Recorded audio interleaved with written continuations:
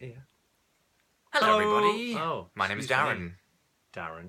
And your name is? Graham. And I have seen in my life, and I don't think you've seen it at all, the film The Wolfman. Not the old one with Lon Chaney Jr. Yeah, that's the right one. But the new one with Benicio del Toro. Yes. I saw that the other day. Yes. I saw it for the second time. Yes. The first time I bought this film was the day it came out for £5. That should have been a clue. And I watched it and I thought, there's a reason this was £5. Oh, it's shit.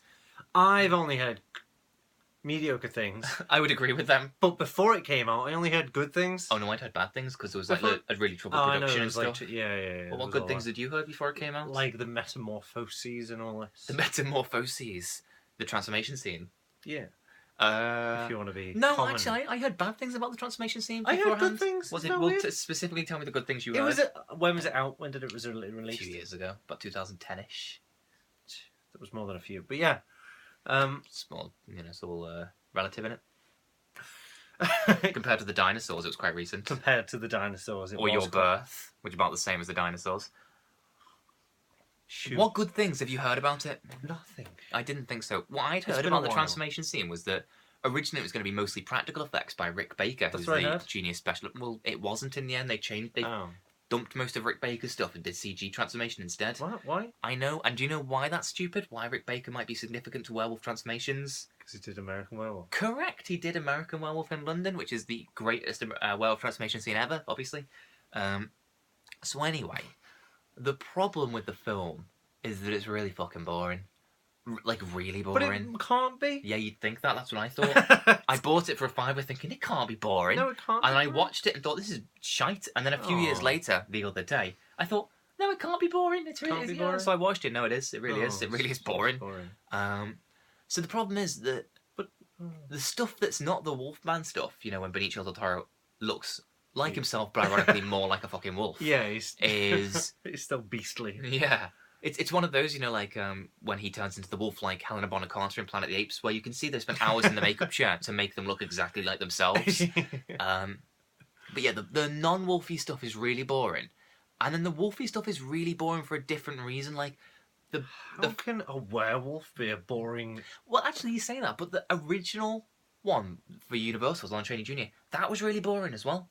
Like, maybe that's what the point. Maybe that was the point. Well, if it wanted to, reference the boringness of the original, it did a very good job of that. Well then, I would argue that that's one of the few things you should. Well, that's one of the things you should have corrected if you're going to do a remake, make it less boring. Yeah. But it felt like it should have been directed by somebody good. That's my main criticism. Oh. It's made by Joe Johnston, who's kind of like Renter Spielberg. Spielberg didn't want to do Jurassic Park 3, let's get him in. Oh, Spielberg's too expensive to do an Indiana Jones-like movie called Captain America, get him in. For all that Joe Johnston did do the scene, he did conceive the lorry chase in Raiders of the Lost Ark, so I'm not saying he's without talent. He also designed Boba Fett, so the guy has skills, and I do like the first Captain America movie for what it is, an Indiana Jones ripoff, but he's not known for his distinctive style. And I think that this film would have been much better if you'd had somebody like, obviously, like the obvious ones, Guillermo del Toro or Tim Burton, somebody that makes something really cool and gothic. Yeah. Or someone like Ben Wheatley, I was thinking as well, would have done it really well. Like, it would have felt more real and had a more kind of, folksy horror film about, a sort of 70s movie feel. Like, sure. What's that one called? Witch by the General or Wicker Man or something like that. Right.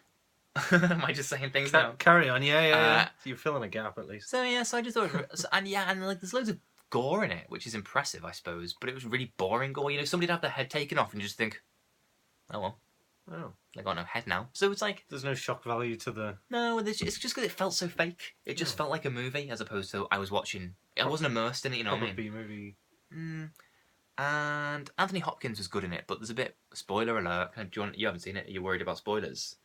I think you know this anyway. I can't remember. I only watched it the other day. It's just so boring.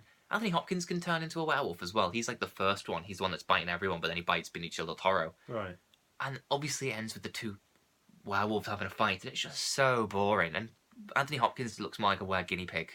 Oh. Yeah. Emily Blunt's quite good in it. And Hugo Weaving's really good in it. I would almost happily just watch Hugo Weaving, because he plays like a detective who's got to sort of hunt them down. Right. And I think it would have been better if they'd done it like Sleepy Hollow, where, Ichabod Crane comes to the town to investigate the Headless Horseman. So maybe like if Hugo Weaving had come to the town to try and find out what's doing all these murders. I mean, obviously you'd have spotted Benicio del Toro and just arrested him straight up. Yeah. But So I think maybe that would have been better. Should have got Willem Dafoe as the detective, because I think back to the American Psycho film, and As opposed to just a guy, like Donald Trump. yeah, and yeah, Satire. I remember the making of. You've seen the making of American Psycho? No, but I've learned of the making of. You've learnt of the making of American Psycho? And they... Oh, I know what you're going to say. Go on. Yeah, they gave him different attitudes to deliver his lines to, or something Yeah, they like said, that. do a take where Bateman's the truth. killer. Yeah, do a take where you don't, and then they'd edit them together. They did a similar thing with, what's his name? Is it Aaron Eckhart, who played Harvey Dent? Yeah. So they'd do the angry Two-Face, now do their not so angry Two-Face, and then they just edit them together to come up with some schizophrenic thing. Schizo. So what we've learned there is that Christian Bale needs people to do different takes in front of him. So yeah, so it's just a really boring movie, really. It's a shame. Yeah. Is there a reason you've not seen it? It's just not ever come up. Like, nobody's ever wanted to watch it when I've been with them thinking about a film to watch. Yeah, well, if I was with you, there's better films to watch. I've been wanting to watch Bubba Hotep for so long now. I was talking to somebody about Bubba Hotep today. I'm really kind of in the mood to watch. I almost showed it you the other day, but we didn't have time. I know. So yeah, no, it's never really it's just never come up. Doesn't help that you've not had a good memory of it. No, and like I say, the original's not very good either. I've got two, as I've seen two. There's the Wolfman, and I think it's called the Werewolf of London, and none of them are any good. And I don't know what it is about. I think there's an Oliver Reed werewolf movie that's supposed to be pretty good. Excuse me, and obviously American Werewolf, but it just seems in general werewolf movies aren't very good. And I wonder if that's because of like the Hulk effect kind of thing, where until recently Hulk movies didn't work completely either, and people said that it was because there was a disconnect between the sort of human and the monster. Yeah. So it'd be like Ed Norton or Eric Bana play Bruce Banner, and then they disappear for a bit, and a monster comes along. And I think it's like that. Mm-hmm. So like Lon Chaney Jr. is a guy, then that guy just goes away, and a monster comes up. So it just doesn't blend very well. Yeah. It doesn't help that the films are boring as well. Well, I was going to mention that as well, like because in Twilight, I haven't seen them, to be fair. Yeah, you got Taylor Lautner, and he turns into a vampire. No, a werewolf. Yeah. Or he's a like. Until the film's ended, then he turned into a nobody. What's he doing now? Talk shows. Is he? I think so. What? Then he's no, he's a guest. No. Oh. Is the talk show Where Are They Now? Yeah, essentially. Yeah. Whatever happened to? But obviously there was, he was only in it for half the film as well, because it was it was just a real quarter of the film, really, because half the film was the vampire, the other half was him, and only half of that half was the real him. Yeah, exactly. So I wonder how much he got paid for. Probably more than a quarter of what he did. But yeah, you're right, I think. Oh, thank you. Well, whoever came up with that concept of the nobody said that. I'm the only person, just me. I'm the only person that I know has applied the Hulk thing, the Hulk criticism to the werewolf movies. Okay. I've heard it obviously applied to Hulk movies. And the thing is, the original one should be really good, because it stars Lon Chaney Jr., who's the son of Lon Chaney, obviously, the man of 1,000 faces. Mm-hmm. It stars Bela Lugosi, and it stars as in Dracula, and it stars what's his name, Claude Rains, as in the Invisible Man. So it's like Boris Karloff aside, it's like the who's who of Universal horror movie villains. It's just not very good. But then I don't think Dracula's very good either with Bela Lugosi. Yeah. I think he's good, obviously he's iconic, and I think the set design's cool, but that's a boring film as well. The Invisible Man's alright, because it's directed by James Whale, who did the Frankensteins, and they're amazing, the first two obviously. These are just films I like now, I'm just talking about. But so yeah, Universal seems to be trying to reboot its monster films all the time. There's Dracula Untold, which technically should be called Dracula now, because they've told it. Yeah. There's the Bram Stoker's Dracula by Francis Ford Coppola. There's the only good one is that nobody else likes is the Kenneth Branagh Frankenstein movie, because that's brilliant, because it's just batshit mental. What was Dead it? and loving it. That's shite in it. That's Leslie Nielsen. Oh, it's good. I watched it when I was like 12 and I really loved it. It wasn't out 33 years ago.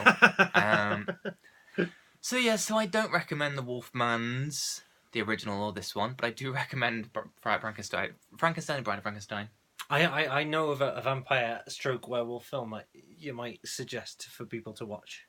What We Do in the Shadows. Yeah, that's a good one. It is a very good one. That is a really good one. Well, werewolves, not swearwolves. Yes. Yes, that's one of the jokes ruined for you. Yep. Courtesy of me.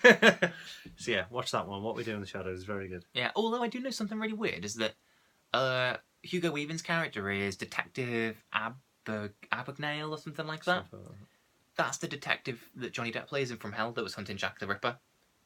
Alright. Yeah, it's almost like you almost think like Frank, a sort of whatever the guy's name is, franchise would be quite cool if they'd done it the Sleepy Hollow way around. Mm. But they didn't, so fuck 'em. Yeah, devastating. It just seemed like a good idea. Anyway, nothing else to say. Bye, everyone.